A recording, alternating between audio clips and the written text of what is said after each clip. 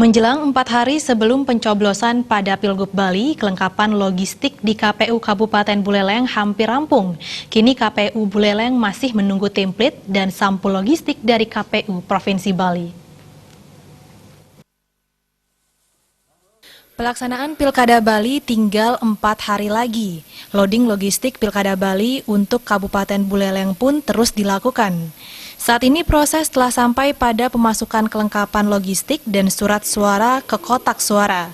Persiapan logistik untuk dalam kotak dan untuk luar kotak telah rampung di 8 kecamatan. 1 kecamatan yakni Buleleng belum rampung persiapannya akibat masih kekurangan logistik seperti sampul. Rencananya KPU Buleleng akan mengebut pelaksanaan hingga selesai pada H-1 pencoblosan. Komisioner KPU Buleleng Luputu Widiastini mengungkapkan keseluruhan surat suara sudah dimasukkan ke dalam kotak suara. Kini KPU Buleleng tinggal menunggu sampul dari KPU Provinsi dan template untuk penyandang disabilitas. Rencananya KPU Provinsi akan mendistribusikannya pada hari ini. Logistik sampai saat ini kami sudah melakukan loading ke kotak suara. Jadi semua logistik sudah masuk dalam kotak di 8 kecamatan.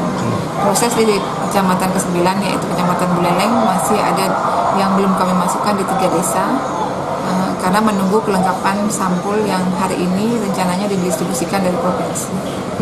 Selain sampul apa aja yang belum? Sampul dan template masih kami kurang. Itu saja. 3 desa itu apa aja yang? 3 desa itu Bejuning, Penarukan, dan Kampung Singaraja. Logistik luar kotak akan dilakukan penyaluran mulai dari H-3 pemungutan suara.